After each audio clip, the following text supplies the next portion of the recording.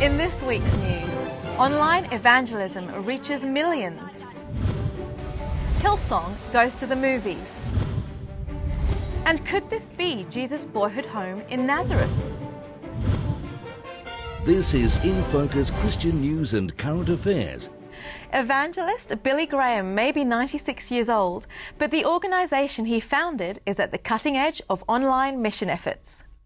Last year, according to Christianity Today, the Billy Graham Evangelistic Association reached nearly 9.5 million people through its websites.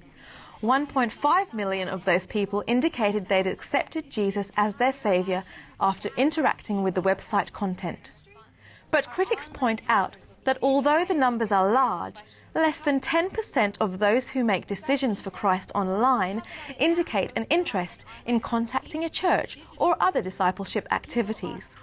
Follow-through is especially challenging for new believers wanting to stay anonymous in countries where Christians face hostility from governments or communities. Moves to repeal controversial anti-protest laws in Victoria have met with a range of responses from international, religious and community groups. Introduced by the previous Liberal Napthine government, the Move On laws prevented protesters from blocking access to buildings and allowed authorities to ban troublemakers from certain areas for up to a year. According to the Herald Sun, the current Labor Attorney General, Martin Pakula, said the laws are excessive and draconian and a limit on the rights of Victorians to free expression and free association.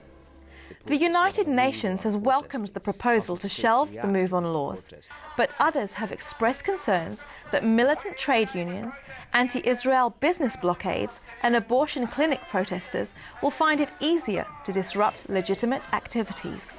Christians ought to be concerned to see free speech protected, where you've got lawful discussions happening on a footpath, which is a proper reflection of our freedom of expression. If there's a blockade and people are literally not making way for people to pass through, then that would be a breach of the peace in my view.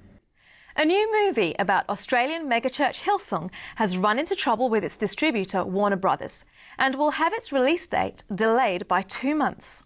According to Variety, negotiations broke down over who would have the rights to the documentary film and associated music, leading Warner Brothers to pull out of the deal. The movie, which focuses on the Hillsong United band and tells the story of a small Sydney church which became a global Christian network, is titled Let Hope Rise.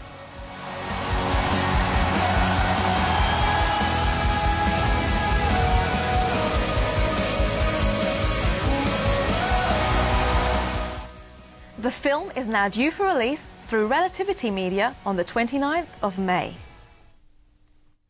A sugar tax is one solution being hinted at by global health authorities worried about worldwide epidemics of obesity, diabetes and tooth decay. New guidelines from the World Health Organization recommends that less than 5% of daily energy needs should come from simple sugars. In the firing line are processed foods with added sugar, syrups and sweet drinks, including fruit juices. But naturally occurring sugars in whole fruits and vegetables are okay, says the WHO. So the natural sugar that occurs in the fruits and vegetables is fine, but when we process it and all we get is the sugar, then it becomes bad for us. God created the food as a package to give us nutrient. When we process it, we're changing that packaging. That's not how God intended the food to be eaten. New figures show that the Seventh-day Adventist Church remains one of the world's fastest-growing faith groups, with a total number of baptised members fast approaching 18.5 million.